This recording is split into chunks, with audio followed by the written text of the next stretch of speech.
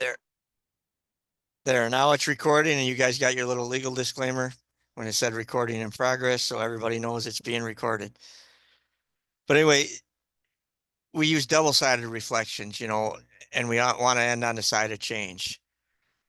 I really enjoy a bacon cheeseburger, and I value my health. We want to end on the side of change. We use the and instead of but because and lends credence and weight to both sides of it, and we're not making a judgment, but we're going to allow the client to move through the process. You know, we got some characteristics of a health coach, and on the outside of that, the coach is that agent of change. They're that collaborator. Coaching is very strength based and it's present and future focused. Sometimes you'll run into clients, they want to jump in the Wayback Machine and go and try and fix things that have already happened. And I tell people all the time, we're present and future focused. The only time we use the past much is for past successes and to help identify strengths.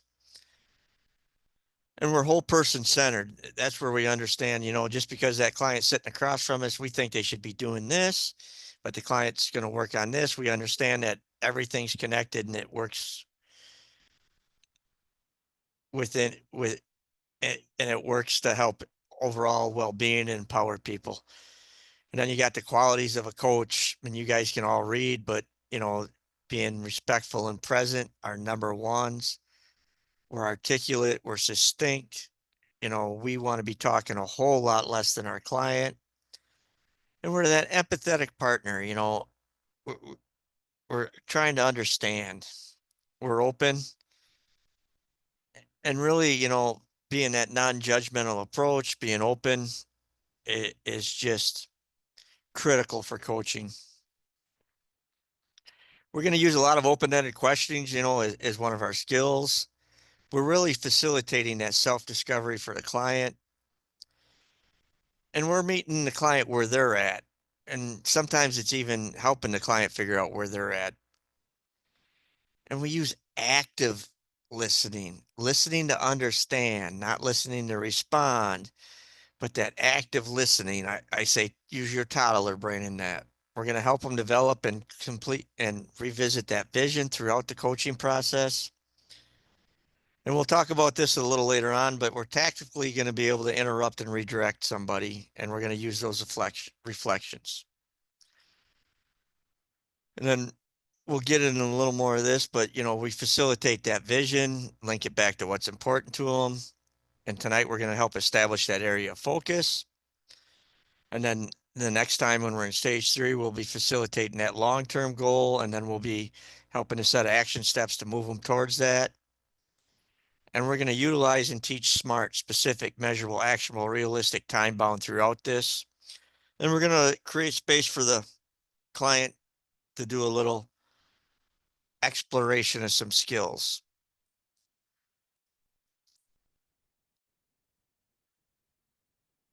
And we're going to get into strategies of barriers, but does anybody got any questions up to this point?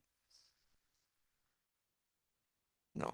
Can And when we you, I oh, do go have a ahead. question, Todd. It's Yep. kind of a general question. Um, Turn my camera on for a minute. Um, what would you say is the biggest difference between a health coach and a counselor, and why would somebody go to a health coach instead of a counselor or therapist?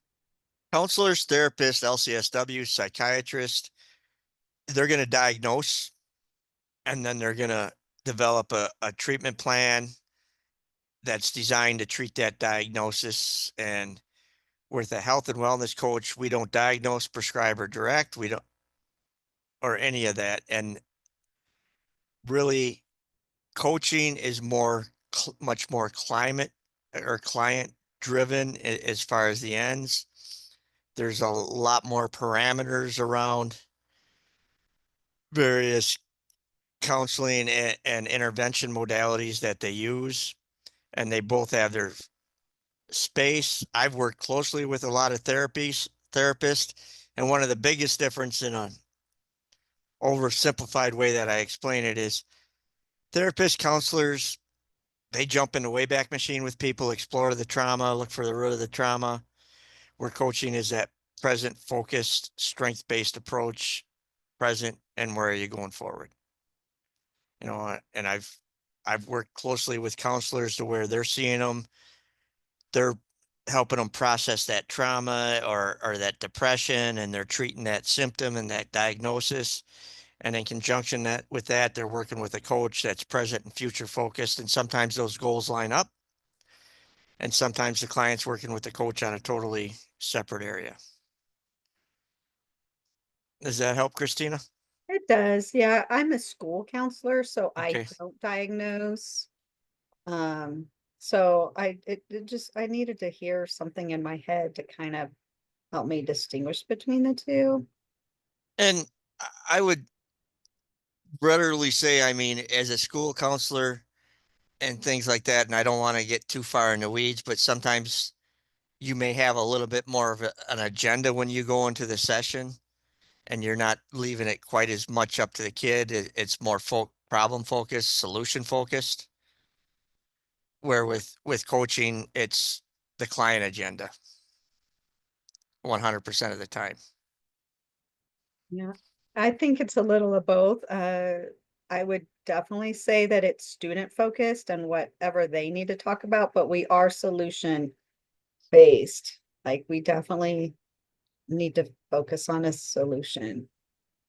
And Charlie's an LCSW, and he says since he's become a coach, he does a lot more of his coaching in that type of practice too, because it's a beneficial approach for people. So, and you just maybe learning a little different perspective and some different skills that can augment your practice. Perfect. Thank you. Yep. But we got several strategies for dealing with barriers, and they come straight out of motivational interviewing, but elicit, provide, elicit is useful. And this can be really appropriate, to provide that information, some resources. And it's a way that a coach can maybe provide a little bit of a nugget of advice. And it's really appropriate when you notice that that client has misinformation or may benefit from a resource. And again, you want to offer that information, that resource, that advice very sparingly and little nuggets. It's pretty focused in the way we do it. But we got elicit, before we use it, remember, keep it client centered and conversation. First, we want to see if they can be able to do it on their own, see if they can maybe obtain the information on their own. Would a simple Google search suffice, or are they going to get more misinformation? Assess what the client already knows and reflect that. Basically, that's us eliciting what they already know about a topic, and what information do you think would be helpful. And you really want to reflect what you hear, so a client may be, trying to think of, sometimes I've mainly used it for people talking about the VA, and there's a system in the VA that they can secure messaging where they can contact their primary care provider through a secure message system. And I'll ask them, uh, what do you know about ways to contact your primary care provider? And they say, I don't know, I just wait for the phone call. And then maybe I provide, well, we have secure messaging. It's something that you can get signed up for that. And then I ask, and then the client will say something. Oh, I didn't know. He said, and then I'll reflect back, you learned something, and then see if they're willing to act on it. And I just went through the whole elicit, provide, elicit. But then the next one is that provide piece. And we can offer information if you have it. But again, we want to make sure that, we're staying within our scope and our lane. We really don't want to offer thing that could be misconstrued is like medical direction, medical advice, like you don't have to take those pills or something like that. We want to stay in our lane and offer information that's something we know. And if you don't know the answer, you may refer them to a resource, If someone has some like in-depth nutrition questions on macros and micros and all that different kind of stuff, at that point in time, what do you know? I may elicit from them what they already know about it. They may benefit from something. So I go, there's registered dietitians and there's various people that specialize in nutrition.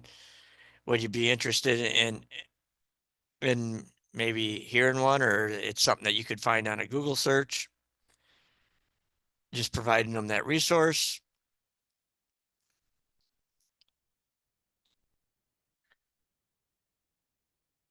And you always ask permission. I know something about that topic. Do you mind if I share something I know? May I offer you a resource? And when you provide the information, again, small doses, 20 to 30 seconds. Don't overwhelm them with a thesis on something on a topic. And then we're going to elicit back from them what they heard. What are you taking away?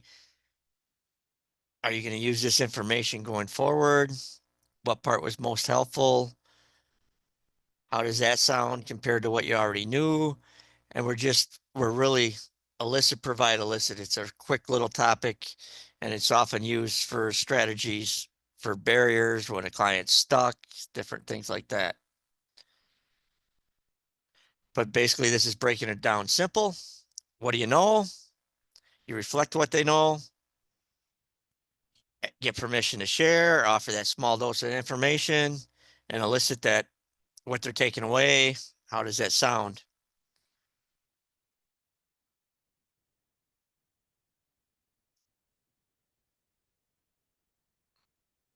And then we also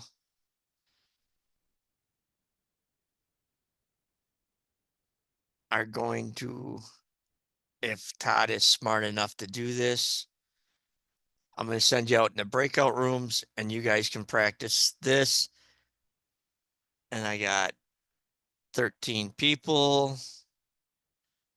So there'll be one room of 3. But basically, you're just going to be in there for the EPE practice. Just come to the client is just going to say, I'm curious about X.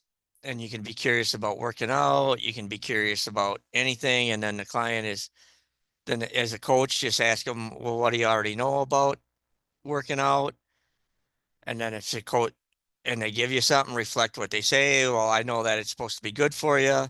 Then if the coach, if you're comfortable in sharing some information, if you know a little bit about something that the latest recommendations are you get 150 minutes of moderate to vigorous cardio activity a week, that there's strength training, that there's different things like this. You can provide that information if you're not comfortable. Maybe you offer them a resource like, there are personal trainers and there are people that specialize in that. Maybe you want to consider looking at that and then elicit from them what they want to do. And we'll do a quick demo.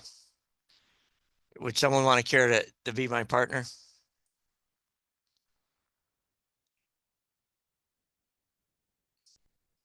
Don't everybody jump at once. I'll do it.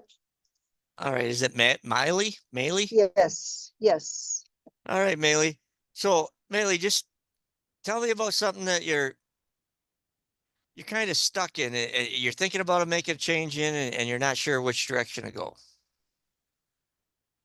I am stuck right now at a fork in my life where do I retire or do I continue doing what I love, which is teaching special education? Do I retire or do I continue on as that special ed teacher? Yes. So, just for my own information, where are you at in this process? Well, based on what we learned last week, I'm sitting down and evaluating my values And I think what stuck in our meeting last week was that if I continue where I'm at, what I'm doing now, where will I be 3 to 5 years? And if I make a change, where will I be 3 to 5 years from now? So given that, if I stay where I'm at and continue what I'm doing, in 3 to 5 years, I see myself as an old lady living all alone, a lonely old lady. If I make those changes, which I've worked a good 50 plus years of my life, so not working is um is uncomfortable. It's like working is where I had my purpose. And But yeah, you get a lot of purpose from the work that you do now, and it sounds like you're a little unsure of your path yet. yes, I'm kind of sure in the sense, but it's more for what everybody else feels I should do versus me being convinced that that's what I should do. So you still got a little uncertainty around it, and one of the ways that we clarify uncertainty oftentimes is to just understand, get a little clearer picture of what things look like. And if you mind, if I provide you maybe a resource that may help you clarify this. Sure. So one of the things that you can do is maybe look up Google financial planners, retirement advisors. There's people that specialize in that can help you maybe map out what it would look like in 3 to 5 years if you did retire this year, or if you did retire in 1 year, 2 years, 3 years. And that may help provide you a little clarity about what your timeline is and what your path is. Well, it's not the financial part. It's more emotional than financial. I don't have a concern over finances. I have a concern of self-fulfillment because I've worked so long, and it's always been a part of me that that change is not going to be comfortable, but I do see the benefits of it. And Miley, based on that clarification that you gave me, I'm going to go ahead and provide you with another resource that I think may benefit you. And I think, based on everything you said about your exploration from the last week's class, and, looking at your values and different things like that, I think maybe actively engaging with a health and wellness coach I'm for a sorry, I little. lost you for a few minutes. It stopped, you were frozen. Well, I was just saying that, based on the information that new light about the financial piece, but this is really more of a internal thing. You're financially fine, a values things that maybe further engaging with a health and wellness coach will help you come to some sort of conclusion and resolution that helps you explore what's really important to you. I kind of hope so. I mean, that's what I'm seeking for. I mean, maybe I already know what it is, but maybe hearing it from someone who's a professional might convince me so, rather than trying, because, I think you said something last week that sometimes we can be our worst critic. I'm very good at talking myself out of things, good or bad. You're good at talking yourself out of taking that step. Exactly. Yeah. So, Miley, based on our little conversation, what are you taking away from that? And what do you think you're going to do going forward? I think there's wants and needs. I want to stay because I love working with the kids, but I need to take a turn and start thinking, if I'm thinking that I'm going to continue the way I am now, and continue working with the kids and then be lonely 5 years from now, what did it get me? Versus making that change and reestablish my relationship with my family and have a family 3 to 5 years from now, something to look forward to. you got a lot of things that you're thinking about and a lot of things that are important to you right now, and you get some big decisions. So I'm gonna hone in on what are your thoughts of actively engaging with a health and wellness coach to maybe help explore this? I'm very open to it. I am seeking advice or direction, because maybe I'm missing something, I don't know. But yeah, I'm willing to work with a coach and to help me to come to that place where, yes, that's what I'm gonna do, this is what's gonna happen, and just move forward, not look back and not look at what, I mean, it is the now, but look at ahead, where do I wanna be? You're gonna look forward and you'd be willing to engage with a coach. Yes. Thank you, Miley. So what do you guys notice about that? Was it a straight EPE? Was there some E, a P, an E, another P, and another E, and that was realistic because oftentimes when you go to use EPE, she clarified for me right away that that's not what I need. I got the finances. I got that down. So then I had to, further elicit from her what's the issue, what's the stuckedness, and then provide maybe another avenue. And then my read on her, I didn't want to cut her off because she is really actively processing a lot of this in her mind, and I was looking for that natural cut point. But at any time, did I provide like more than just a nugget of information? No, she talked much, much more than me. Is this something you guys think you want to try? And the client just have a rough idea and practice it. You're only going to be in the rooms like 5 minutes if I can figure out how to do breakout rooms.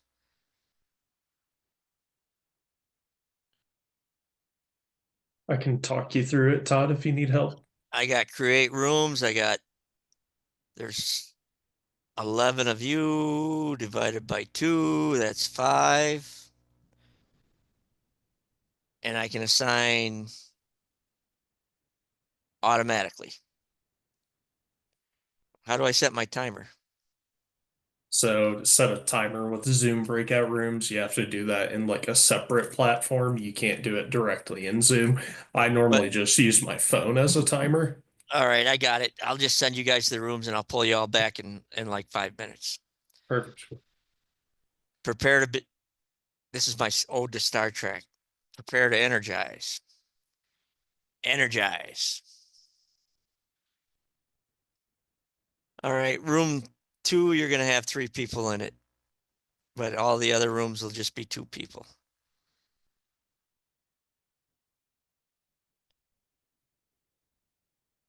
So you guys get little join buttons. There you go.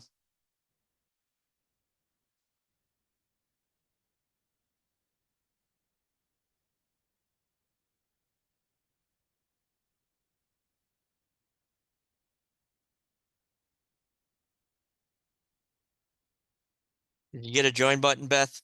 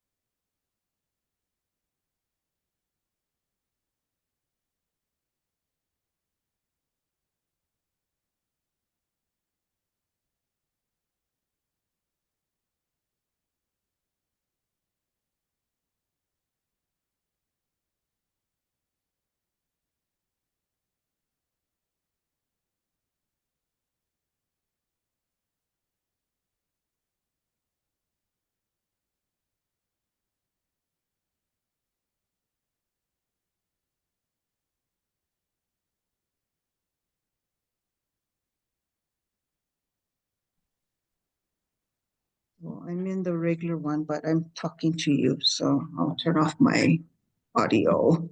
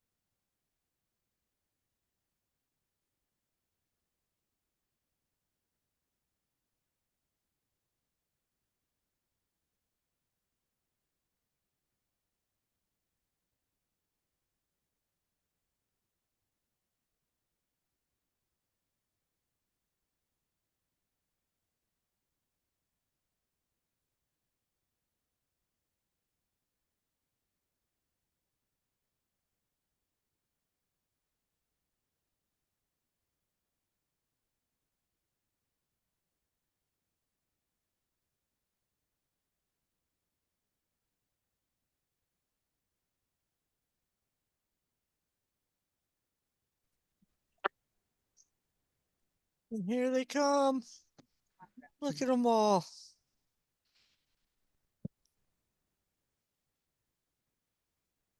All right. And other than it wasn't enough time, I was just getting into it. What was that experience like for people? That's saying it's great, good. What was good about it? What was great about it? Go ahead, Um, Mr. Roche. Oh, did someone start talking before I call up? Beth did. Go ahead, Beth. Oh, I was just gonna say, I was speaking with Kelly and we kind of went through like the EP kind of method that you were talking about. And she was the coach and I was the client.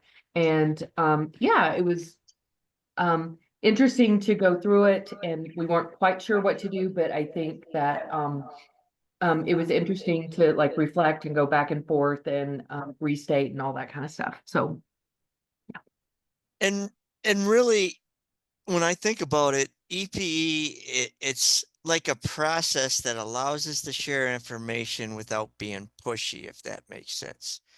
Because, you know, how many of us got this habit? You know what I'd do if I was you? I would, or know people that are like that. And when information is presented to you, you know, I went to this hypnosis thing and it worked for me and I quit. People are just, you know, you can't quit smoke. I used hypnosis and so when it's presented in that manner, it tends to shut people's brains off. But when you're using this permissive manner, it tends to help people further explore their options as they go forward. Kelly. I was just going to share because I was with Beth and the process, you know, the EPE process makes sense. But in the moment, we were just doing a mock one and she was talking about nutrition and meal planning, which I know tons about and I have tons of information. But in the moment, it was like, well, what is the one resource that I would set, you know, and I couldn't really think of, well, where exactly would I send you right now? Or so it made me realize that as I get into coaching, I'd really want to spend some time, you know, creating like my own bank of what I think to be the best resources for different things so that I do kind of have, I've already thought through that and I have that available. And if somebody, you know, does need a little bit of information on nutrition, where's the best place to send them, and fitness and mindfulness and, you know, all those things. And so, yeah, it was interesting to be a part of. You said bank and I heard Rolodex, but I'm dating myself. I'm old.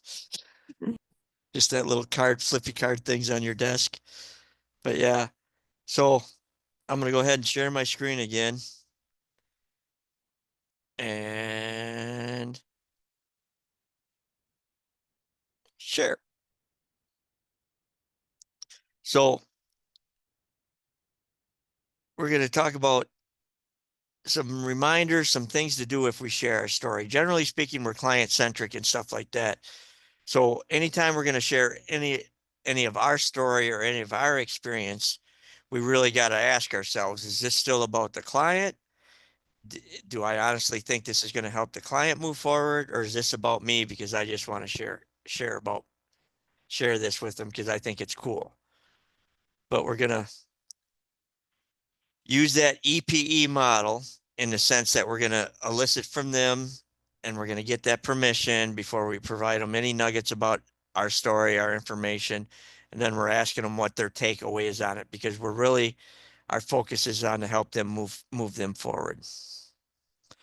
Ask them if they're interested in hearing about that experience. I had some experience with, trying to quit smoking. Would you be interested in hearing about that? And if they say no, move on. If they say, yeah, briefly share that story, how it relates and how it'd be helpful for them.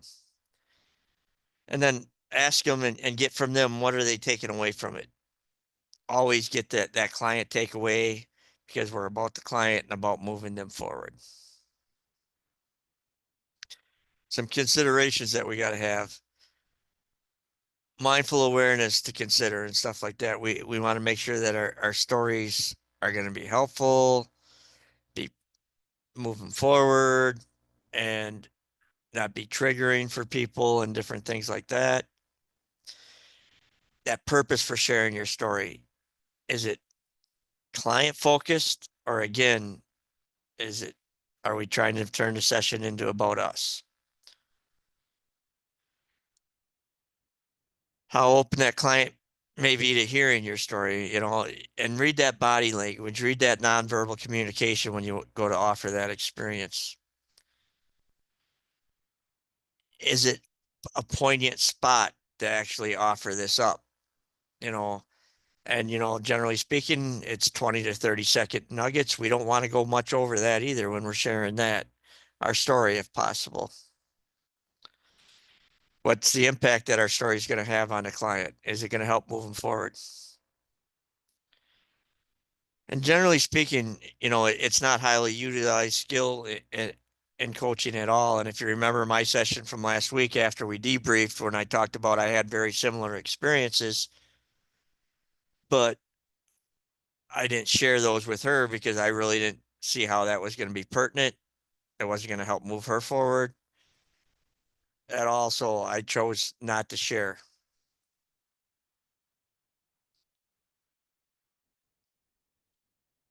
All right. Now we're going to talk about brainstorming. And brainstorming it's a fun, useful tact for working with clients when they're stuck, when they just don't know where to go. And the science behind brainstorming is, if it's done right and done the way we're going to teach you to, no idea is too crazy. No, nothing, it's out the box thinking, it's throwing it out there. And it can just be very beneficial to help someone moving forward. And people have alluded on this a lot, that oftentimes people already have the ideas in them. It's just being able to pull it out. It generates creative possibilities. It's at that impasse, or when they feel stuck, when they don't feel understand what their next step is. And this is just a wonderful quote: the impossible exists only until we find a way to make it possible. And just think about, look at the history of mankind. Flight was impossible. At one point in time, crossing the oceans was impossible. Getting someone to the moon was impossible. But it was only impossible until we figured out how to do it. And that's one of the things that brainstorming will do, is help generate those ideas. And the first thing we're gonna do when we set it up is we're gonna ask the client, what ideas do you have about making this change? What else? And oftentimes our brains in a way that I got nothing, or they get a couple ideas, but I've tried that and different things like that. And then you're gonna ask them, would you be willing to try some brainstorming some ideas? And we're setting it up for them. And then the client's gonna, oh,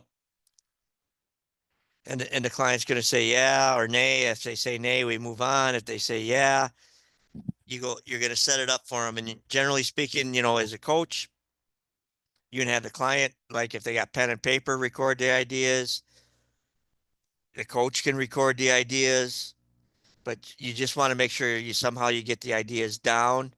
And I usually set it up to where, okay, we're going to alternate. You're going to throw out an idea. I'll throw out an idea.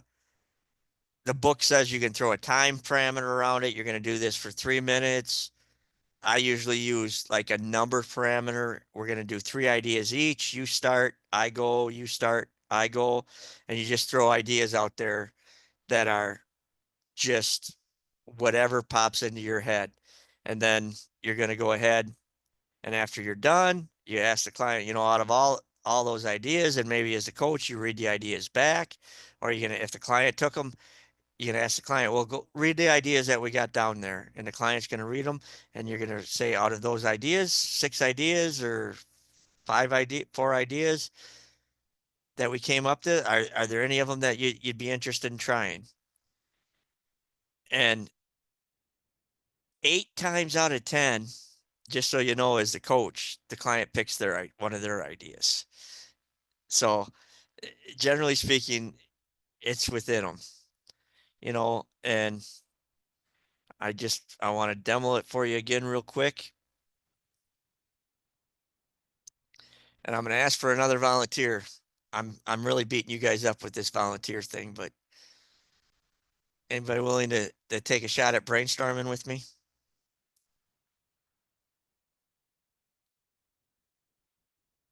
Beth?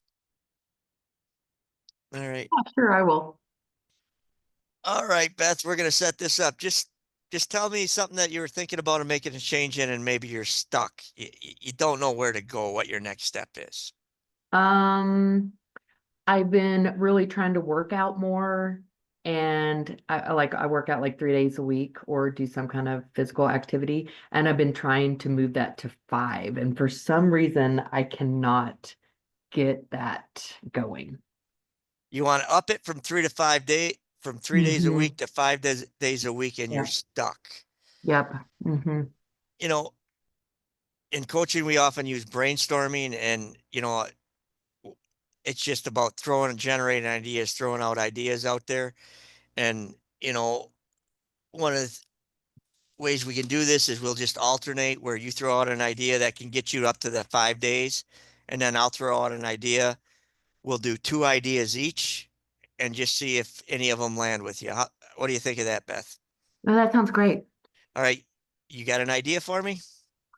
Yeah, one that I don't like, but getting up earlier. Getting up earlier. Mm-hmm. Set a reminder in your smartphone to work out. Oh, okay. I'm writing them down, Beth. I got Oh, you. okay, I got you great. back. Okay. What's Okay. your next idea? Oh, how about I could lay out my workout clothes so I see them as soon as I get up. Layout workout clothes. Mhm. Enlist a workout buddy to keep you Yeah. accountable. Yeah. That's our 4 ideas. Oh, okay. That's just in the interest of time. We could go more, but in the interest of Yeah. time, we're only doing 4. So Beth, we just brainstormed, we popcorned them out through the first things that popped in our head out there. And I got a list of getting up earlier, set a reminder to work out in your phone, laying out your workout clothes, and enlisting a workout buddy. Out of those ideas, is one of them that resonates with you? Maybe you want to try? Um, yeah, I think I actually like the setting a timer in my phone. So, because if I do that and I see it on my phone, I might. That's something, maybe that'll help motivate me. Setting a timer on your phone. All right. Mhm. And as I get into stage 2, you can see where, or when we get into stage 3, you can see where that would actually be an action step that we could set for around something, but we're gonna stop it right there. And I just, real quick, what'd you guys notice about that?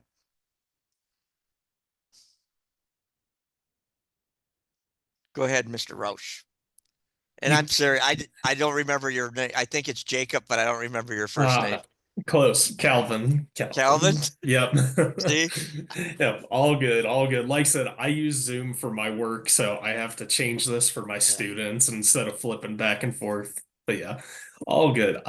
My thing I really noticed was it was very lighthearted, very like just open, wasn't super high stakes. It wasn't like these are the ideas we're going to generate and you have to absolutely go with one of these. It's just as it is saying, brainstorming. Yep. And and there's real science behind that, that when we put those parameters around it, that the creative brain gets active, and and you got to read your clients. I sometimes I tell them nothing is too far out of the box, and I'll even suggest something that's really ridiculous, get a little chuckle, and the person, and then they come up with something around it, and it's that popcorn too that really generates it. We only went 4 ideas, 2 a piece, but you can go up 6, 8, and boom, boom, boom. They're really they're getting thrown out there. And sometimes you may set a parameter that you're going to do 4 a piece, but you get stuck after 3 and you want to be able to shut it off. Okay, we got enough, and use your judgment. Yeah, and it was quick and easy, and she did seem willing and excited to make it a plan. And she did, I think she made it a purposeful point to prove me wrong when I said 8 out of 10 people select one of their own ideas, and she picked my phone reminder. But we're gonna go ahead. You guys want to give that one a shot? Give that one a try?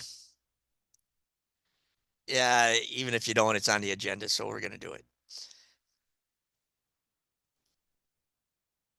You're gonna go back into the same rooms you were in, and you should be seeing the join button. And it's Jamie, you're in a room with, is that RO Cal?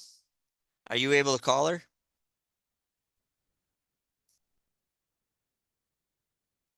Yes, we were in a room together. I'm not sure if he's able to call. All right. So you guys will go ahead, and I'm gonna open them up. Got about 5, 6 minutes because there's a timer at the end, so it'll be 6. And you guys will all be back in the main room. And remember, keep it fun and lighthearted and enjoy. Just ask them something that they're thinking about making a change in and they're stuck, and go from there. Enjoy.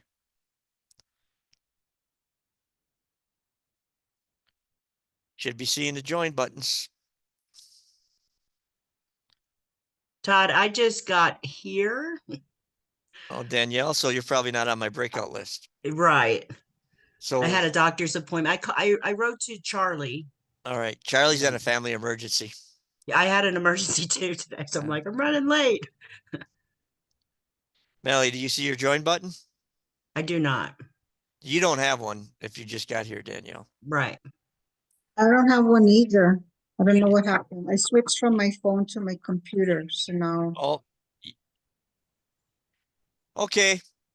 You two are both the only two that are not joined. Go ahead and do it together in this room. Okay. So, we're doing brainstorming, correct?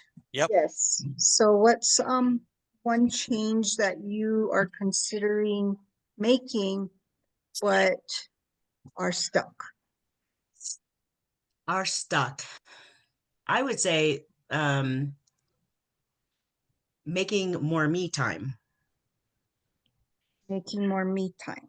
Yeah, so I would plan for more me time, but as soon as something comes up, I'll fill it in instead of taking my me time. So how are you taking me time? What are you doing?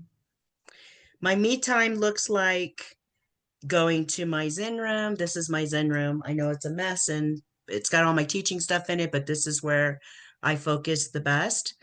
Or going shopping by myself, or calling a friend by myself without my husband at my ear, or I want you to watch this with me, or do this or do that. It's like, okay, okay. Or I'm bringing my mom over. It's like, okay. Oh. Do you mind if I share something with you? No, not at all. Okay, because I struggle with the same thing, finding the me time. I know I need it. I know it's necessary for the line of work I do. I actually, because I'm old fashioned. I have a day timer. I have a calendar. Why Mhm. don't you block it as an appointment to yourself? When Oh, you I put like that. appointments into your own calendar, you're going to keep those appointments, right? It's a reminder. Why don't you do that on your me time? I like that. What That sounds else? like a good Yeah. idea. What else is another thing that you've tried or Um, you want to do, you consider doing to give you your me time? saying no, Saying no. yes, or not answering my phone when someone calls. Just saying no to everything else that's become a distraction to what I'm trying to do for myself. Okay, so when you say no and you don't answer your phone, is your phone still next to you when you're Yes. having your me time?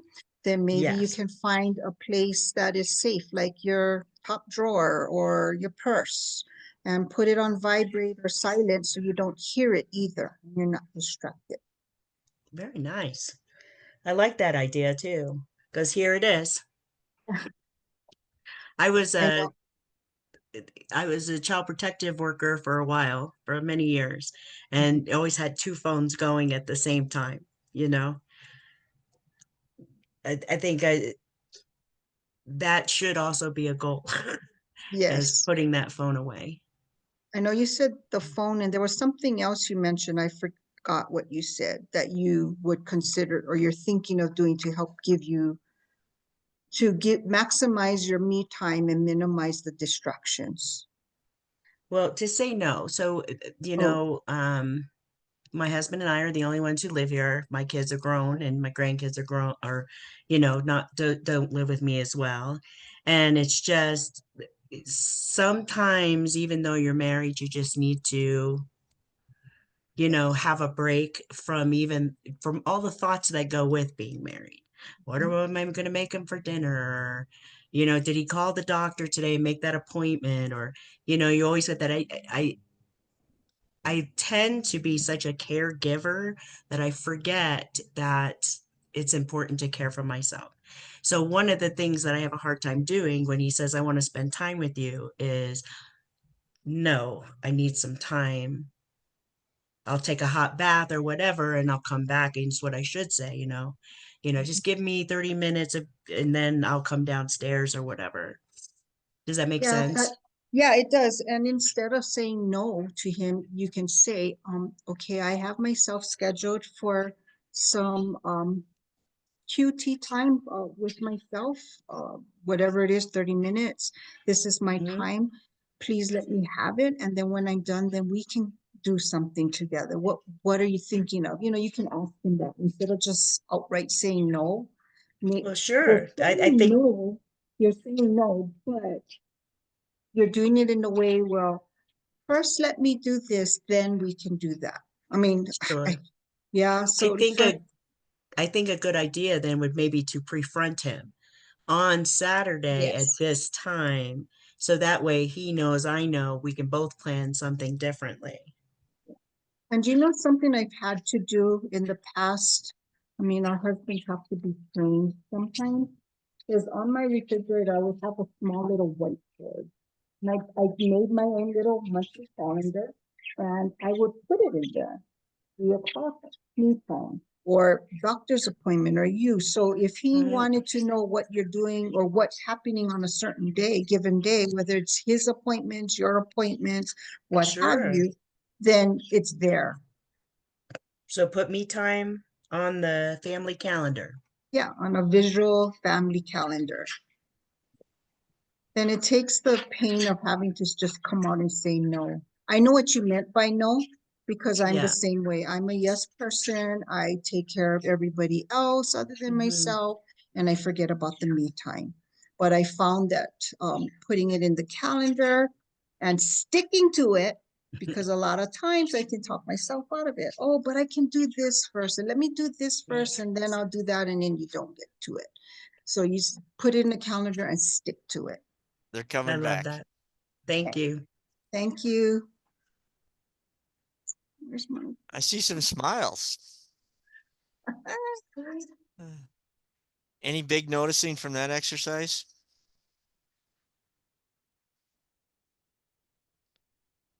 I'll go.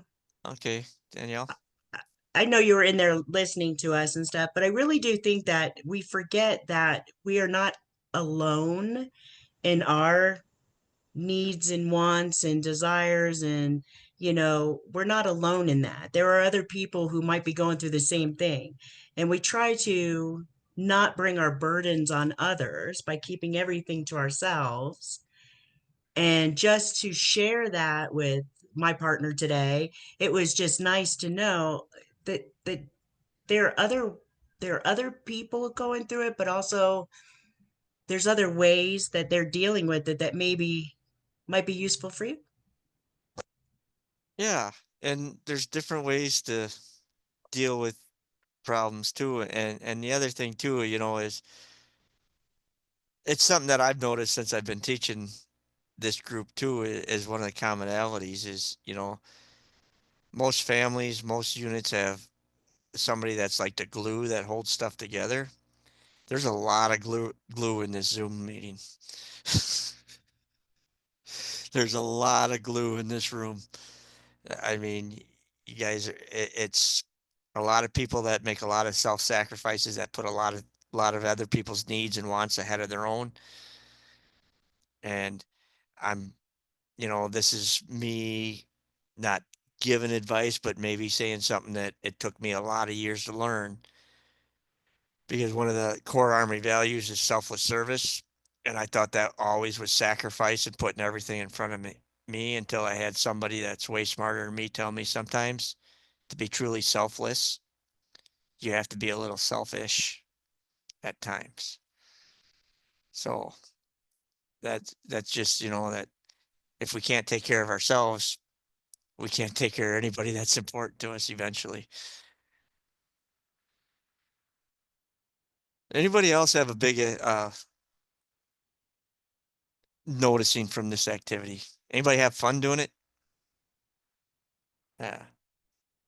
Easier to come Anybody? with suggestions when you have somebody like brainstorming with you.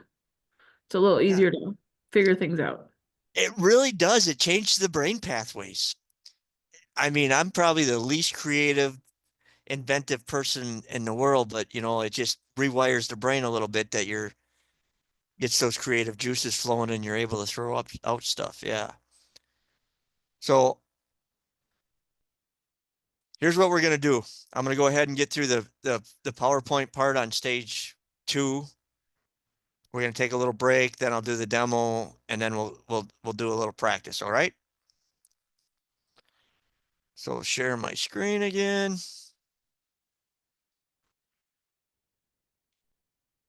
And again, I'm gonna let people know we call it stage 2, and it's a teaching modality. It's broke down. Oftentimes when you get into real coaching, you notice when I coached Danielle last week, it was just under 20 minutes. I'm going to do stage 2 in just under 20 minutes, but you can combine stage 1 and go right into stage 2 once you get into longer coaching sessions and different things like that, so that they do work together. And I just want to let people know. But last week was stage 1, that mission, aspiration, and purpose. We really looked at creating that visions and exploring those values and those values conflicts.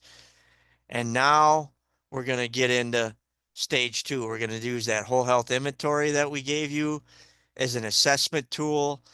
It's not a requirement, but it's a handy dandy tool, and it really helps you guys learn how to really do this. We're going to define that focus area and assess for readiness. we're really allowing that client to define their focus area. And you'll notice that oftentimes when we're assessing that things and our mind as coaches, sometimes, well, they should work on this. I hope they pick this. They should work on this. And they're going to pick something totally different. It's the client's defined area on what they want to work on.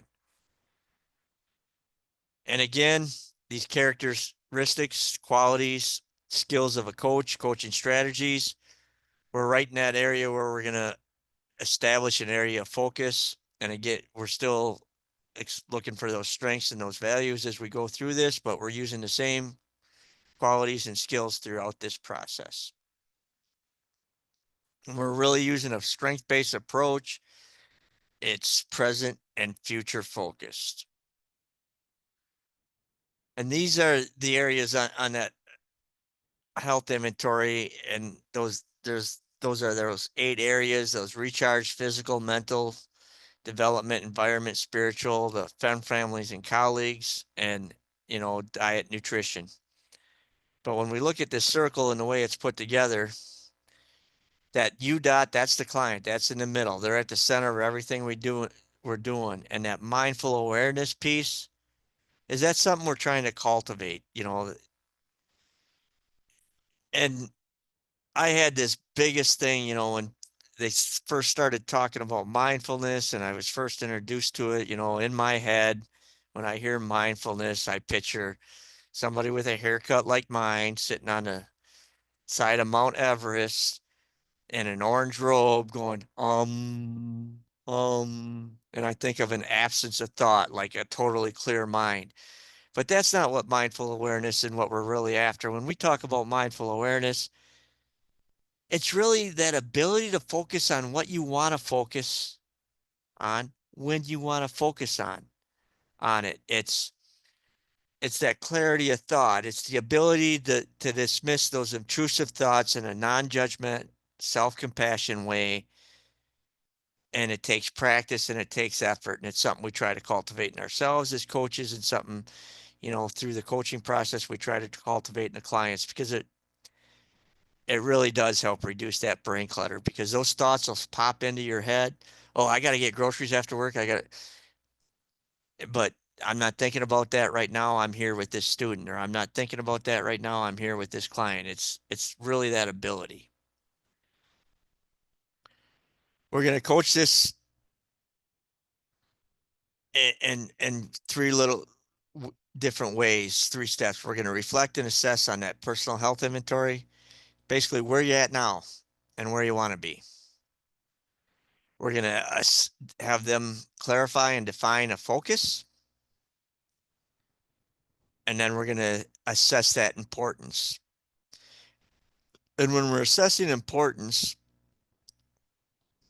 we got an importance rule, and we assess that. There's a couple different things with this. And one of the things I want you guys to try and link in your brains is we're assessing importance to the client, and they're going to assign importance kind of on their values, on how much they value making a change in that area. And, the science tells us that anytime change is values driven, it's more likely to be successful. Anytime change is values driven, the size of the obstacles or the barriers, the things that get in the way, the size of those tends to decrease. So we're assessing that importance, or that how they value it. And it's them doing it. They're picking. But we're going to start this stage with an opening. Basically, you completed the rest of the whole health inventory. What was that like for you? What was that experience like for you? And we're going to take that from them, and they're going to say something like, it was enlightening, and you're going to say it was eye-opening. You're going to reflect something back to them. They're going to say it was a struggle, and then you're going to maybe reflect, you found it difficult. Tell me more. And trying to assess where they're at. And that's kind of our opening. And then we're a strength-based perspective. So right away, people are going to want to tell you where they suck. but we're going to start with what area did you give yourself a higher number in? We want to know what that area means to somebody because, like I alluded to last time, Danielle maybe define family differently. Maybe I define, moving the body differently than somebody else or relationships differently. We want to get them to where that. Then we're going to ask them what that number they gave themselves. And we're asking for 1 to 5. And then we want to figure out what that number means to them. And oftentimes, when you're asking people to be self-evaluatory, where they're at, we got to find out what that means to them for the simple fact that, I've had people fill this out and when they get to the part where they're at now and where they want to be, they've never given themselves a 5 and they've straight out told me, because 5 is perfection and perfection is impossible. I'm not going to strive for that. Where other people, give themselves a 5 and some people, a 3 means just middle of the road. And some people, a 3 means I'm content there. And I'm happy with that. I'm good. So you really want to be able to explore that with them on what each one of those areas means, those numbers possibly mean to them, just to give you a little insight to help that client as they move forward. And we want to, throughout this, we're listening for those strengths, those skills, what support they have, what resources they're already aware of, what's helping them give them success in those areas that they gave themselves higher numbers, what's important about that area, what do they value about that area that's allowing them to have some success that they're giving themselves higher numbers in. And how do these strengths and what can this area do to contribute to their ideal future? And we're listening for all that. And then as time allows, you want to explore another area that they gave themselves a higher number. Rinse and repeat on that one as we go forward. And as we're going through this, we're getting close to where I'm going to ask for somebody to volunteer for one of those $200 coaching sessions that I give for free here. So just be thinking about that if you want that. And then we're going to assess those areas that they gave themselves a lower number in. And we're going to do that much the same way. What does the area mean to you? What number did you give yourself? What does that number mean to you? And then we're going to reflect on what this looks like and what it feels like for them.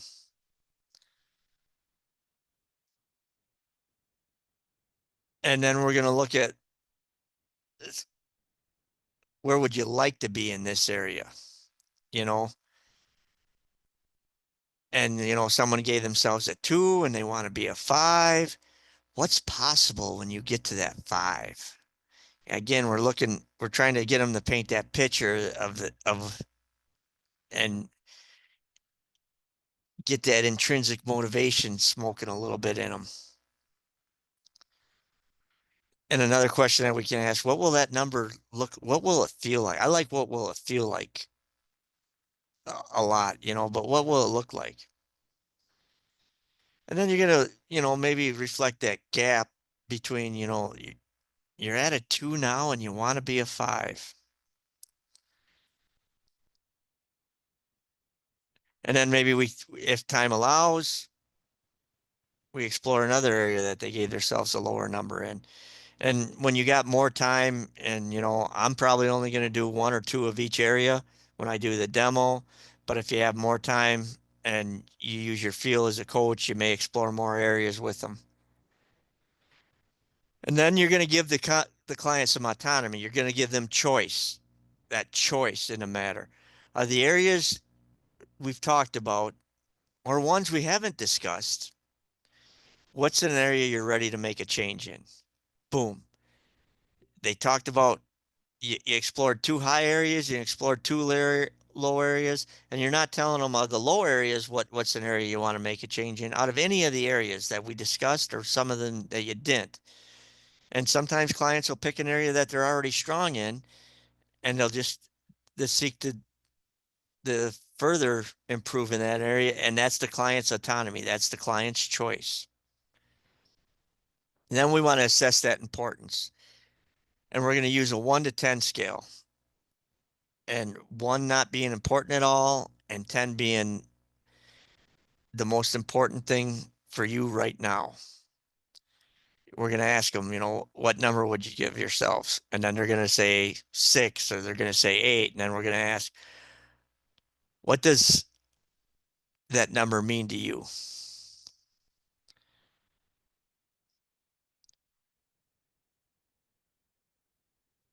And we're really looking, how important is it for them to make a change in this area?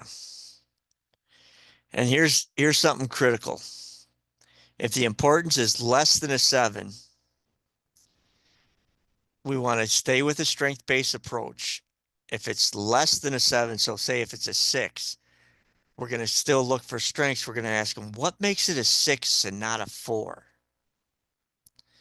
Because we're looking, and to see the way I phrased that too, I said, what makes it a 6 and not a 4? I didn't say, why is it a 6 and not something else? Because that why tends to elicit defensive response, but just what makes it a 6 and not a 4? And then once you explore and you maybe hear listen for some computing values and some different things, you're going to reflect that back to them, and you're going to follow up with, what would it take to make turn that 6 into a 7 or 6 into an 8?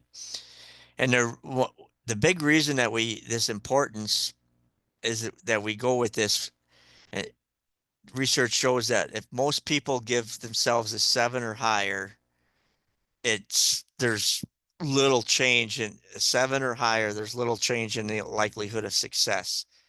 It's generally speaking, when someone gives themselves a 6 or lower number in an area, as far as when they're assessing importance, that we got to try and strengthen that intrinsic motivation and get them to up that and lean into it a little harder.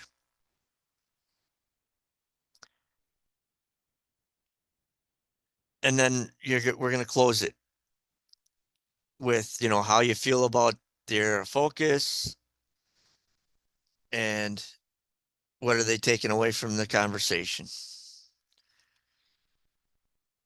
And just a quick review. What was the experience like with you filling out the PHI? Explore those areas of higher numbers.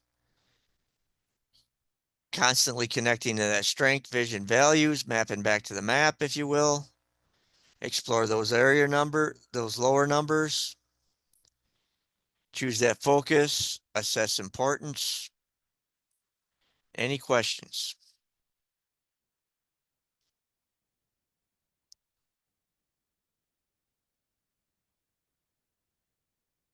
None? I got a question. Do I got a volunteer? I'll step up for this one. Calvin? Yeah, I would love to. All right. And I'm just getting set up behind the scenes. So if you're not me or Calvin, you can shut your cameras off if you want, or keep them on. I'm going to see if I remember how to spotlight in Zoom. I think I go to the little dots, spotlight for everyone. And I'm going to spotlight Kevin because my head's too big when I'm the only one in the spotlight. There, now my head's not as large. All right. So first of all, thanks for volunteering, Kelvin. Yeah, of course. Appreciate it. And I just wondering if we've been through a lot already, if you'd like to do a little bit of I just got an alert. I pulled my power cable out of my computer, so I'm plugging that back in, Kelvin. Don't mind me. I'll get right back to you. You are all good. I do the same all the time. Because that would be terrible. Oh, it's back on and it's bright. So we just had that little distraction. Would you like to do a little grounding, a little mindful moment before we get started, or? Yeah, I would love to. That sounds very pleasant. All right. And then, in the interest of time, and I'm going to do it with you, I just invite you to, take 5 deep inhalations and exhalations, 5 belly breaths, maybe inhale for a count of 5 and exhale for a count of 5.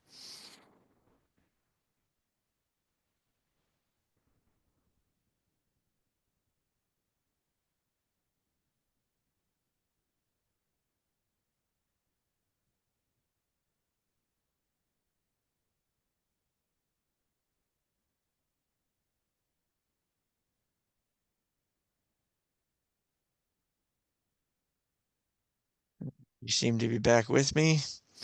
So how was that for you, Calvin? It's good. Probably the most conscious breaths I've taken today. So Yeah, it's breath isn't something we often think about, but putting a little attention to it can be empowering. So, question for you. Have you completed the rest of that personal health inventory? I have, yes. All right. So, what was that experience like for you, filling out that second page, rating yourself in those areas? I think the second page was definitely more difficult than the first page. The first page was a little bit more open, and the second page required a little bit more thought, I felt like. You had to dig a little deeper on the second page? I would say a lot deeper, yeah. Had to A dig a lot lot deeper. deeper, yeah.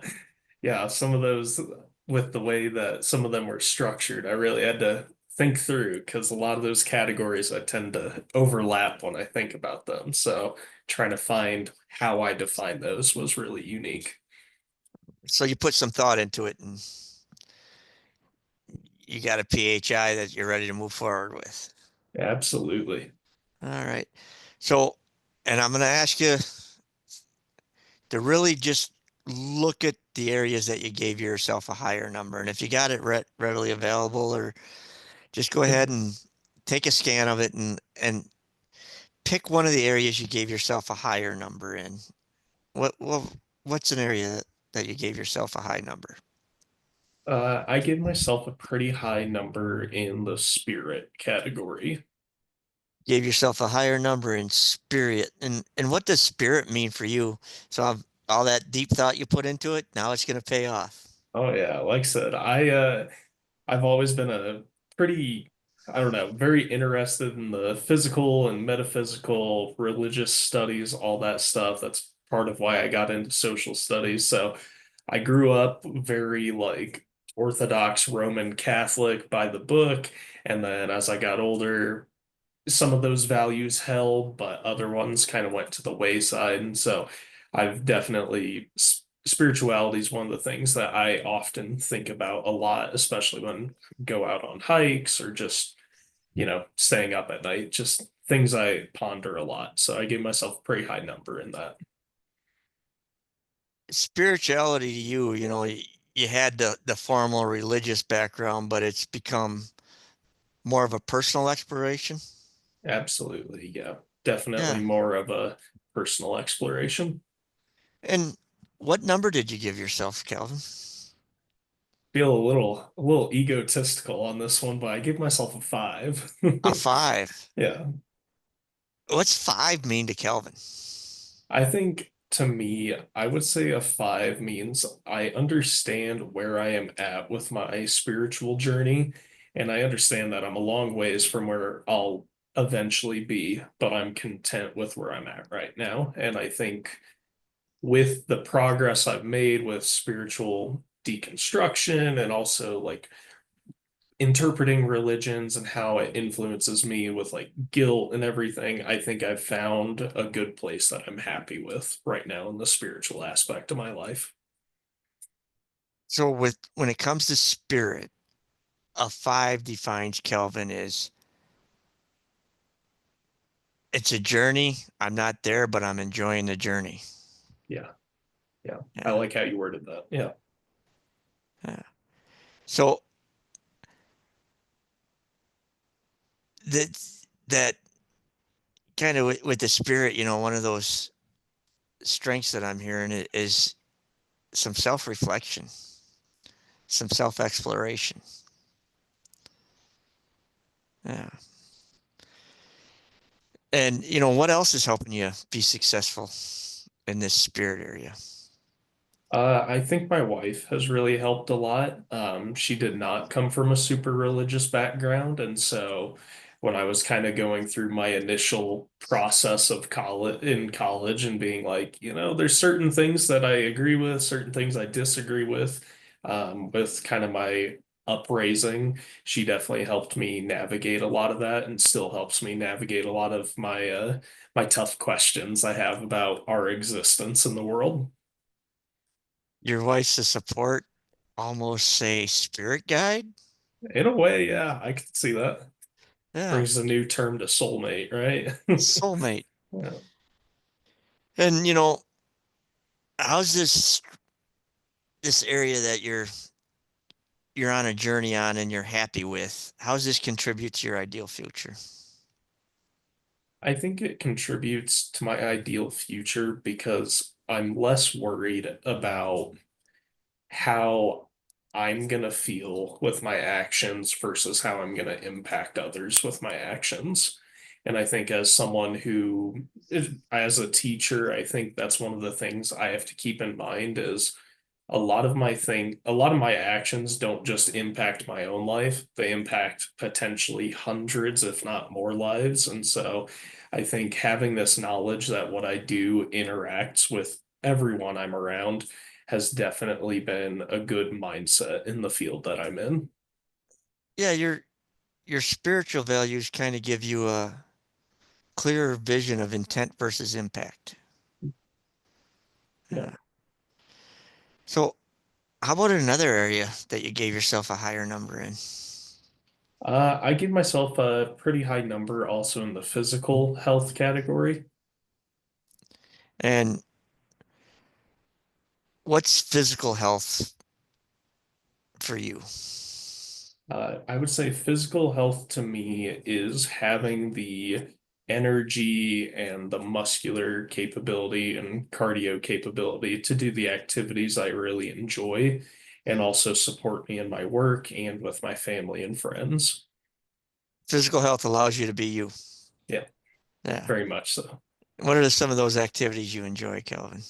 I love hiking. I love lifting weights. I have a love-hate relationship with running, but I do try to incorporate some running now and again because I know it's good for the old heart. So, but yeah, hiking and lifting are my big two physical activities I like. And then when I have the ability, kayaking as well.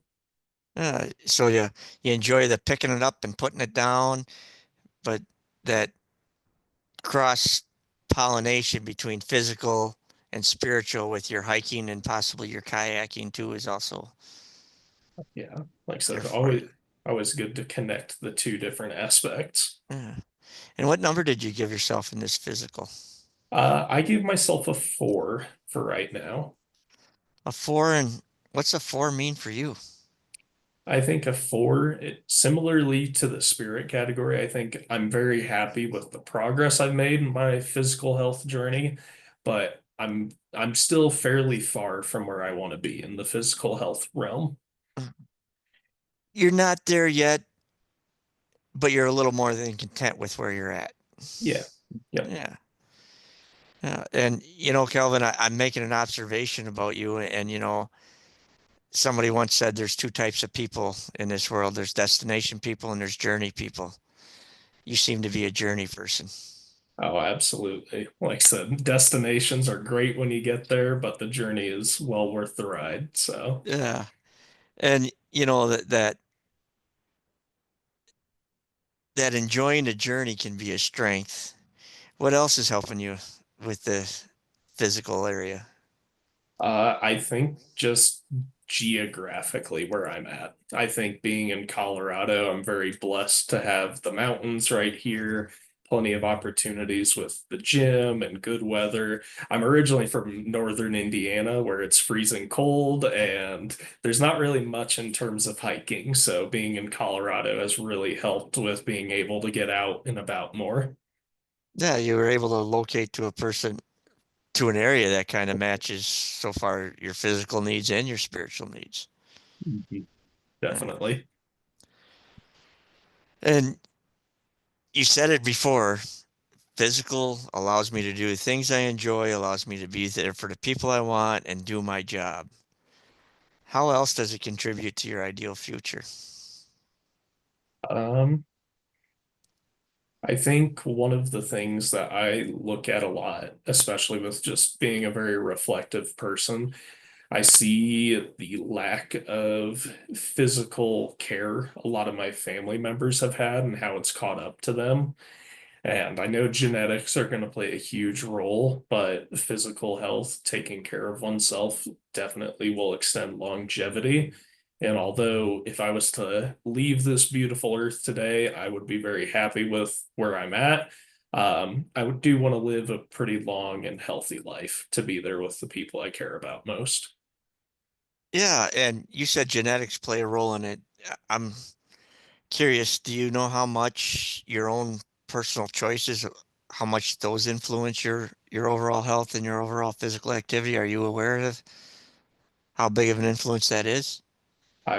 Yeah, I would say I'm very, very conscious of it. Yeah. Yeah. And if I could share, there's some science behind it. Yeah, If I would love that. so, if we take it and we make a pie chart, you know, your genetics, depending on the research that you look at, is anywhere from 20 to 30% influences your health. All right. And then another roughly 20 to 30%, again, depending on the research, is your environment, where you live, different things like that, your access to food and different things like that. 10% influence on your health is your medical care. 10%. So we got 20 to 30, 20 to 30. So we'll just call that 60. And we got 10% for medical care. So that's up to 70 if we're going on the high end. So on the low end, 30% of your health is impacted by your individual choices. And that's the low end. It could be, depending on the research, it could be all the way up to 45, 50%. Plays a huge role, huge role. Yeah, it plays a huge role. And, you know, with that, we're gonna move in to maybe an area that you gave yourself a lower number in. And, you know, if you look at your sheet, what's one of the areas you gave yourself a lower number in? Nutrition was one of my lower areas, Nutrition. which seems like diametrically opposed to the physical aspect, but yeah, nutrition is not my strong suit. A wise man once said you can't outrun a poor diet. So how do you define nutrition? I would say nutrition is trying to eat foods that are going to benefit your overall well-being, help out with your energy, and also maintain your current physique or the physique you want to obtain. I've heard that energy from you a few times. That's having that energy to do the things you want is kind of important to you. Oh yeah. Yeah, Yeah. like I said, energy is key, I feel like. And what number did you give yourself in this area? I gave myself a 2 on this one. A 2, and what's that 2 mean? I would say a 2 in very specific sense is I recognize the importance of nutrition, but also I'm gonna have a hard time kind of paraphrasing you earlier, running away from a bacon cheeseburger. Yeah. I like my treats, so I understand the science and the need behind it. And I also like that indulgence. Yeah. So what number do you want to be? I think in a very realistic sense, I would say a 4 is where I would like to be, because I think that 4 is kind of putting on the flip side. It's saying like, I understand the negative aspects of a treat every now and again, but it's okay in moderation. So we jump ahead 6 months. You're a 4. What's that feel like, being a 4 in nutrition? Feel like that's eating probably more whole food items, so thinking more fruits rather than more chemically processed sweet treats. Trying to maintain higher protein in my diet, stuff along those lines. Feels like your wallet's a little lighter too. Yeah, most likely. But you know, you understand the science behind it, the mechanics behind it, you know, that those that eating more better energy sources. Yeah. Yeah. So what's another area maybe you gave yourself a little bit lower number and Let's see. I gave myself a little bit of a lower number in the mental wellness category a little bit. mental wellness? What's mental wellness look like for you? I think mental wellness is recognizing how to cope with the hard times and being able to bounce back. It's resiliency. Yeah. And what number did you give yourself? I gave myself a 3. So I wasn't super upset with that number, but I do think it could be higher. So a 3, you're doing okay, but you'd like to do better. Hmm. Yeah. And what number do you want to be? For that one, I would like to strive for a 5. I think I would like to see that 5 category or in the 5 range. I'm just going to ask you, the picture in your mind. What's the difference between a 3 and a 5 for you in mental wellness? I think the key thing to jump from where I'm at now to get to where I want to be is taking the additional steps for mental health care. So I'm a very reflective person. I'm very in touch with my emotions, but there are additional aspects that I think, such as getting involved with therapy and taking more of the professional look at mental health, is something I could do to bounce that number up a little bit. Yeah. Seeking outside support. Mhm. So, we've talked about, and you tell me if I got them wrong, but we talked about spirit. We talked about that physical aspects. We talked about nutrition. We talked about mental wellness. And out of those areas that we talked about, and there's 4 more on that list that we didn't even discuss, is there an area, that this self-reflective exercise you went through that has you thinking you're ready to make a change in? I would say probably the nutrition aspect would be the one I would want to jump in. And I think that's also the one that is most realistic to make a positive change in. Uh, you're kind of picking it because it's got that realistic aspect in change. And, I'm going to ask you to assess the importance on a 1 to 10 scale. 1 being, nah, 10 being, this is the most important thing to me right now. Where would you say you're at on that scale? I would say probably a 7. A 7. And, numbers mean different things to people. How do you define a 7 as far as importance goes for you? I think a 7 is, I recognize that there is a need for change. It might not be, absolutely dire, but it is something that I think long term would benefit me if I started making that change today.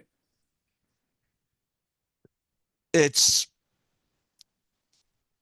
not the end of the world if I don't do it, but I really see a brighter future if I do. Yeah.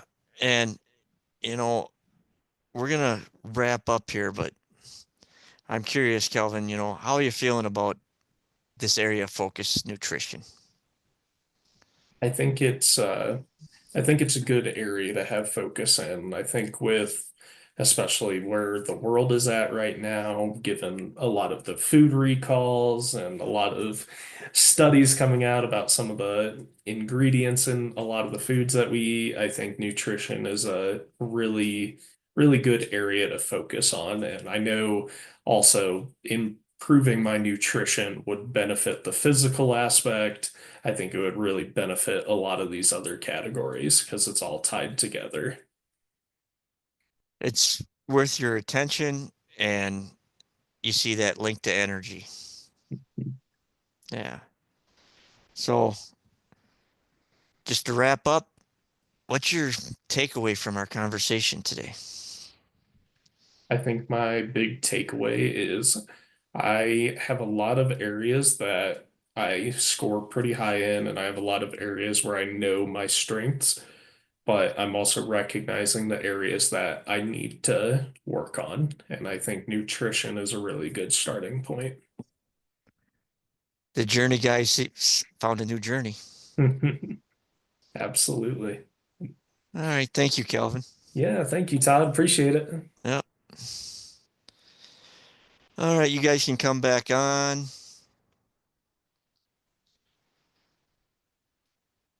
Oh, I hit the wrong button. I'll be right back on camera. Just let me get.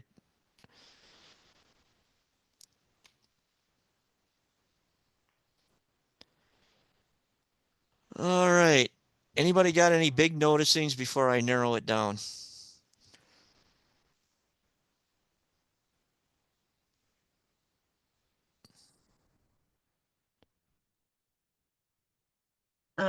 What I liked about it, it was just such a neat conversation, just kind of going back and forth. It looked very comfortable.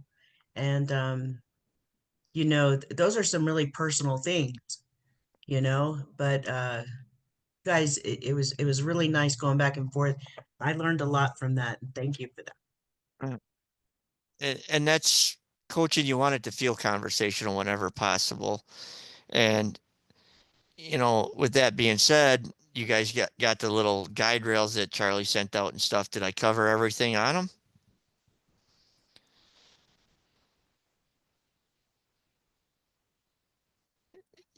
Yeah. Taylor, fact finding and comfortable for him to express more. And I'm even gonna say, in my own mind, I switch it from the fact finding and just use the word, I'm giving him space to dig deeper. I mean, I'm kind of looking for that. That's kind of my intent behind it, but it's not necessarily like irrefutable facts. It's how Calvin feels in the moment kind of facts.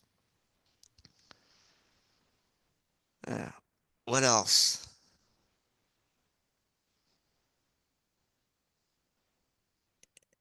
Nice catch. And we'll ask Calvin how he felt about, latching onto that word journey and energy. Did that resonate with you at all? Did that give you anything?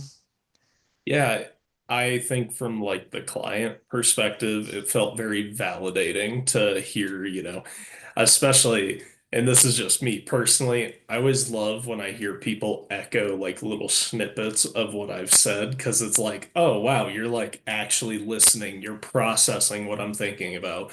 And maybe that's just teacher brain because 70% of the time that's not what happens, but like I said, no, I really enjoyed that. I liked that you held on to those words and kind of were able to pull those perspectives out of our And conversation.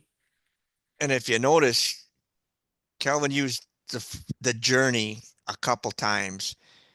And then, I went out on a limb with that reflection.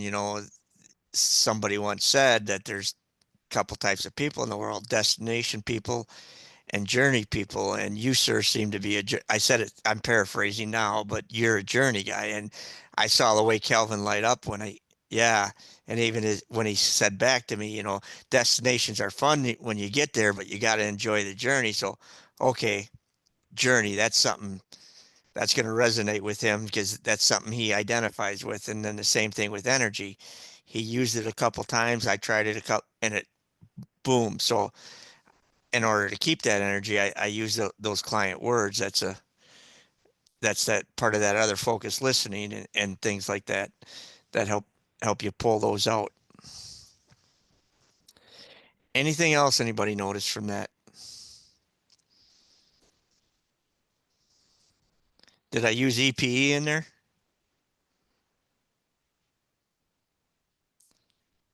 Yeah, it was kind of a clumsy use of it. Kelvin probably didn't need it. Kelvin probably knew that, but I wanted to demonstrate it. So, but it was when I talked about the impacts on health. But I wanted to be able to show you guys how you can interweave it into a session.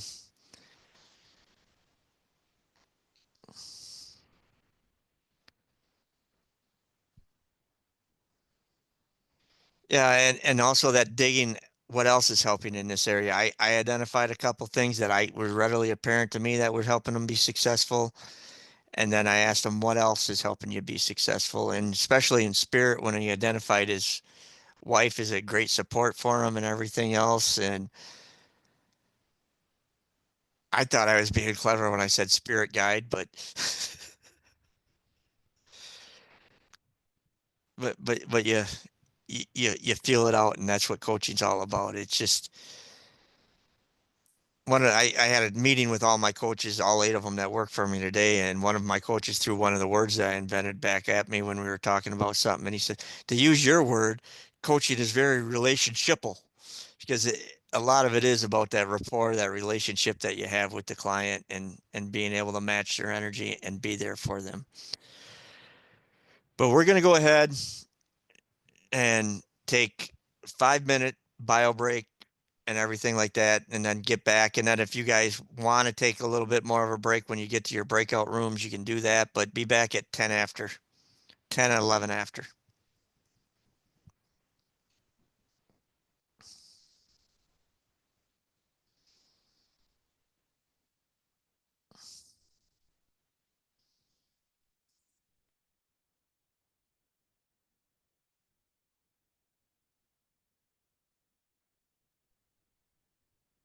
Am I in a different breakout room? Yeah, because we had some people join late. Okay, and then, so what did you say we were discussing? When we go into breakout rooms, when we come back, you're going to I'll set it up, but you're going to use the guide rails that Charlie sent out, and you're going to coach around stage 2, just like I just demoed, Okay, and try and do about 15 minutes of coaching around it. okay. Well, I don't have a join button, so. No, you don't have it yet. We're on break Okay. till 10 after. Oh, it's break. I Yep. thought we were in a session. I'm sorry, that's why I thought, why is it so short? Because you said we had to be back 10 after, just in 3 minutes, Joe. Yeah. Okay, I didn't know. You. Yep. Oh, and by the way, I wanted to tell you that that's not really how I feel about what we talked about. I have been already researching that and uh, evaluating my life and stuff. So I kind of know where I'm going to go. I Yeah. just want to involve the family and things like that because I know working has really taken a toll. It's starting to take a toll on my health, and of course with age.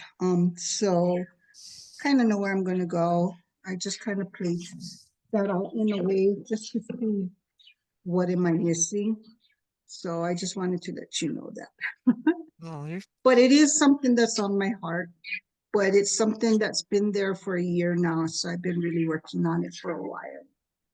But I really like how you coach. And I think what I don't want to try and do is feel inadequate because you're so good and you know the words to say, and I'm here learning. I don't want to disqualify myself in that sense, but just feel comfortable and work with it because with experience and stuff and time, it'll come naturally like it does with you.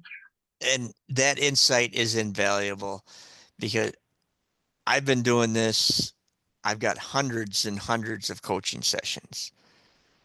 And for me, in this, in academic settings, when I got a demo, I got a willing, ready client that, it's in a setting, it's kind of a controlled environment. So my demos usually look the way they look. I mean, it's the practice makes perfect kind of thing. And that insight that you realize that, Yeah, it'll come with time. And Yeah. that's what you do as you go through this. And that feeling of vulnerability that sometimes people feel, that's growth. If you allow But yourself to feel it and lean into it, that's where growth happens.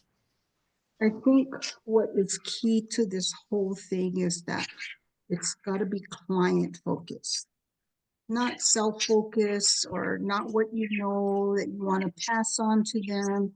Because in my years of life on earth, I've learned that people don't care how much you know until they know how much you care.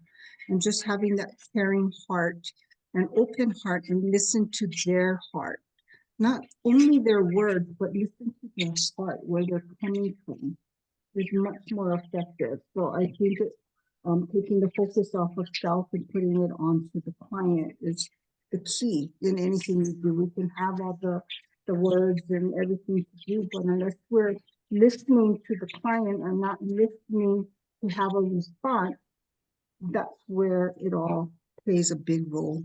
And the truly coach can be liberating and freeing. And I'm going to use the example. You have kids, Maya? Yes. Yeah. And one of the biggest things is parents, sometimes, because we just want what's best for our kids and we wish they could have learned from our mistakes because Yeah. we already learned it, but sometimes they got to learn the hard lessons. Yeah. And the way my warped brain works is to relate that is I find coaching liberating because I want everybody to be successful, but I know that for them to truly be successful, I gotta let go. And Right. and that's been a liberating experience for me. Yeah. I ditto that, especially with talking about our kids. And I was just having a conversation with my daughter where I told her, because I have 6 of them and I have 13 grandkids. So I told my daughter, I love you guys very, very much. And the whole reason why I work so hard is so that they didn't have to struggle growing up and they could have the simple pleasures of life, but value it and appreciate it. But I told her straight out, I said, but I love my grandkids more. Because your kids always will buck heads with you because we're so in the habit of telling them what to do rather than coaching them and letting them make that decision. Whereas your grandkids, they just think you're the best thing in the whole wide world and they just love you every time they see you. So, with experience too, life experience, that also helps and attribute to being a much more successful, profitable coach, so to say, Yeah. to other people. It Yeah. becomes easier. And learning these things, I'm able to apply it in my own personal life, you know. Yeah. A lot of the things I learned as a special education teachers and giving kids the choice and things like that, I'm learning to do that with my own kids now, and I take that step back. And Mhm. what you said about, you love your grandkids more. I know what you meant. It's kind of tongue in cheek, but have you ever seen any of those social media posts where the parent is talking to the kid? I don't know who that woman is, but that's not who raised me. Yes. Because I know I want to, my kids always tell the grandkids, you're lucky. Grandma, Nana didn't let us do that or something like that. but all right, we're going to go ahead and go into the breakout rooms and you're going to coach each other around stage 2 using those guide rails. And with the time that we got left, if you do 15 minutes of coaching, after the first one goes, maybe do 5-6 minutes of giving feedback and debriefing that situation. Then you got enough time for the next person to do about 15 minutes of coaching and then give some feedback to each other. I'm gonna pull what time does this class go to? Does it go to quarter after? Or does it go to top of the hour? Anybody remember? It goes until 7:15, Okay. but you've been going through the material pretty quickly, so I'm guessing we'll probably leave early. Yep. And with that timing, I'm gonna pull everybody back at the top of the hour.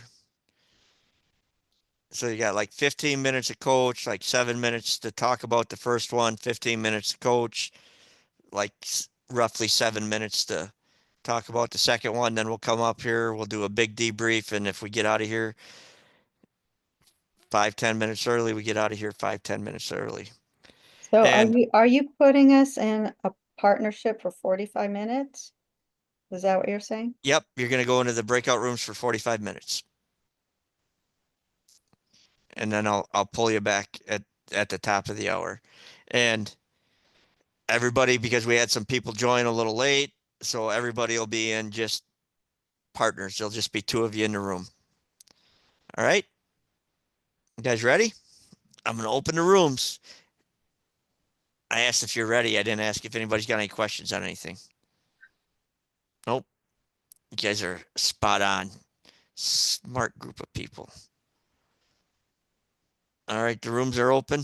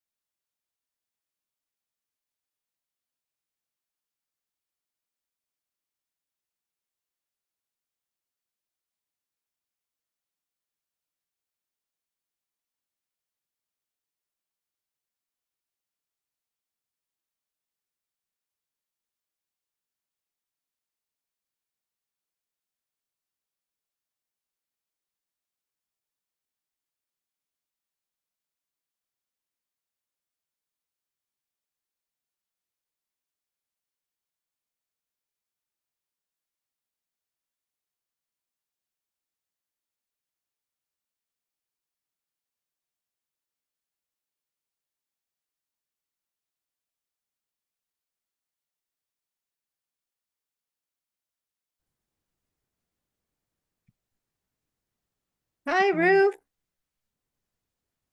All Are you right. the only one? Oh, sorry. No. That should be everybody. So question for you. We're gonna look at this from a couple different angles. The first one, from the angle of the client. Anybody got any thoughts on what it was like being coached?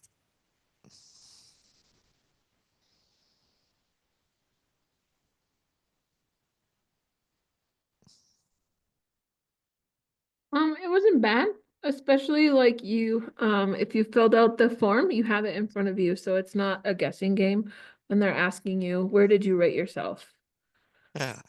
So It's you not- already have your answers in front of you. It's not that guessing game. As you were being coached, did you guys maybe find yourself digging a little deeper and maybe coming to some realizations? I definitely realized that what I thought was the most important area or what I should place the most emphasis on was actually not the one, due to how much my coach got me to dig and actually open up about it. There's a lot of self-realization there that was like, aha, now I know.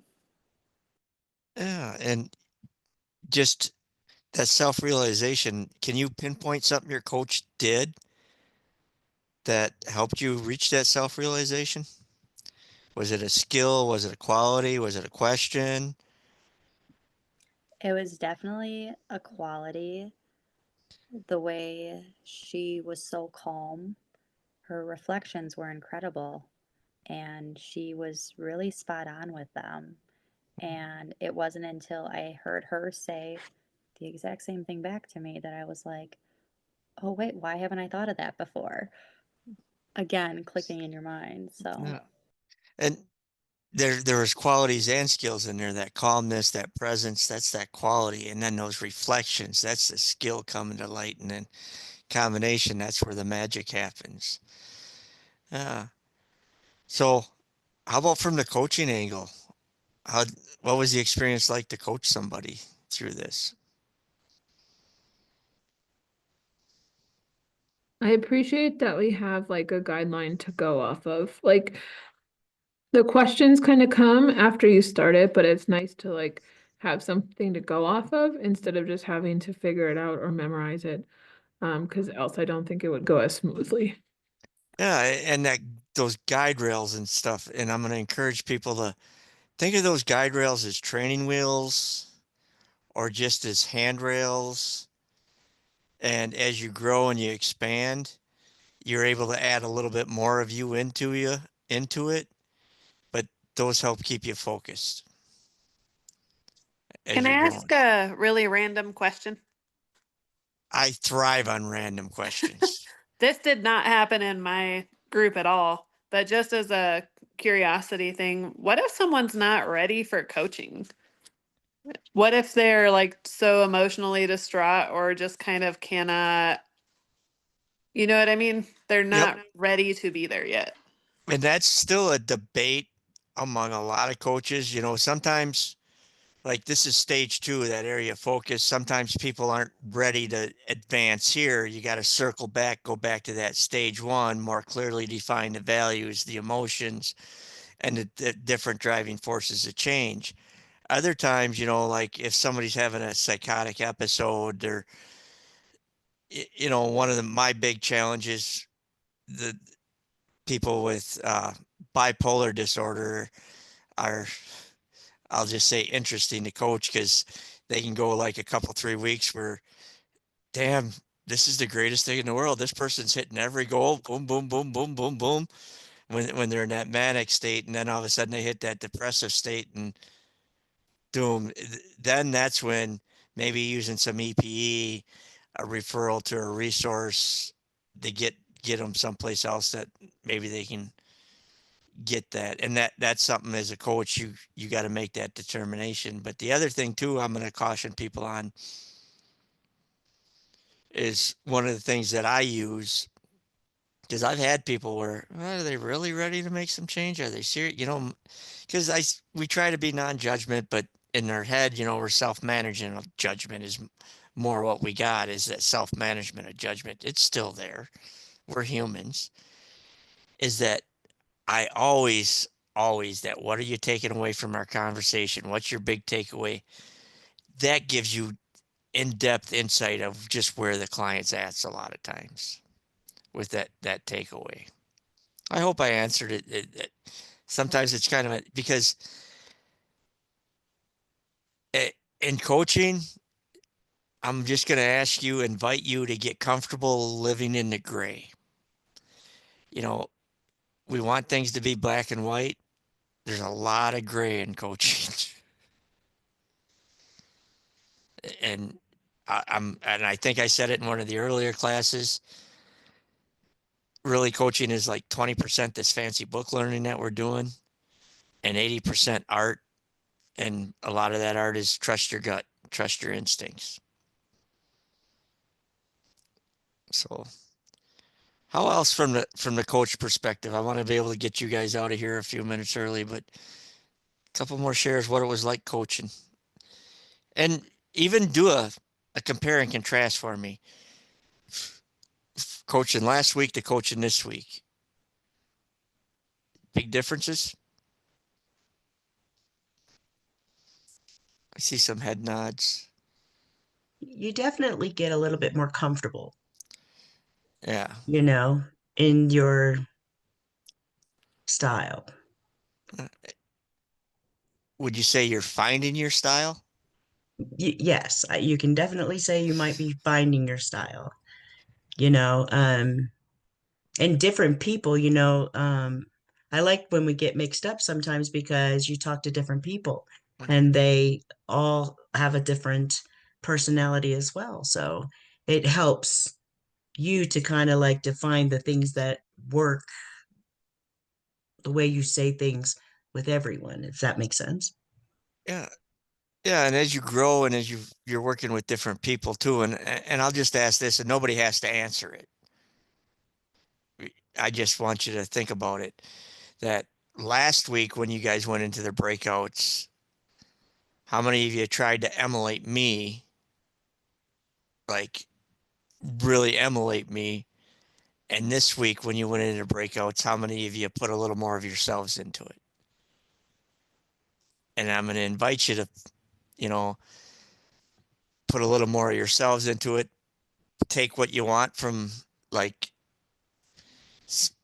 styles, different people that you see, and but be true to yourselves too as you get into it and things like that. Like there's certain things that I know I love to do. I love leaning into emotions. I love values, inferred reflections. I like to try and identify those client strengths, but maybe if your style is more to have the client self-identify strengths and just ask that question out, what do you see your strengths is and reflecting them, that's okay too. Yeah, it can be awkward when we try to act like someone else. It almost forced. So, yeah. So, in closing, I'm just going to ask, we've done stage 1 and 2. You're going to get a little bit of a break before we come back and we do stage 3. But I put my email in the chat, todd@thewellnesseffect.org. You guys can take a screenshot, snip it, write it down. If you have any questions or anything, you can feel free to reach out to me. I know Charlie's a really busy person. I will respond. Just know that I have a weird schedule to where you're likely to see a timestamp on my response of 4 o'clock in the morning or something like that. Because I get up early, I go to the gym, I work out, I I do my emails and stuff before I go to work. And then the likelihood of me looking at it when I get off work in the evenings are pretty slim, but that 4 to 6 a.m. is when I'll probably respond. I'll retype it in the chat.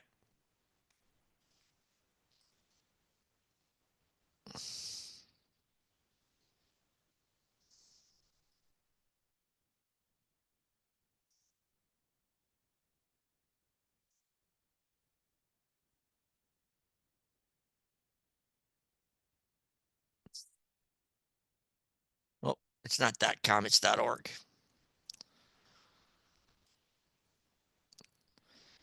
That's what happens when you got .org, .gov, .com, .everything different, multiple different emails. But yeah, so from the last 2 weeks, and just thinking of the last 2 weeks, give me a 1 to 2 word takeaway from the last 2 weeks of training that we've been through. And I'm just going to go around the room and where I see on the screen and start with Danielle. Okay, 2 words to take away.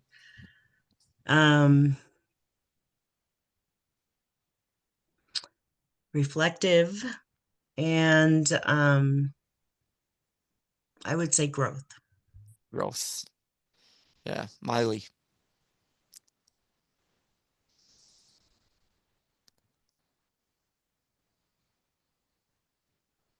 Yeah, I kind of think I mentioned it earlier where it's client-based, but the 2 words that I took away is value and strengths. Values and strengths. Yeah. Kelvin. I think my 2 words would be progressive, and then I am gonna steal Danielle's 1 word and say reflection as well. So progressive and reflection. Huh. It's a journey, Kelvin. Taylor. I am going to say patience and reflective on both parts. Patience. Beth. I'm gonna say the 2 things I took away are reflection, so I think everybody's saying that, and communication. Communication. Christina.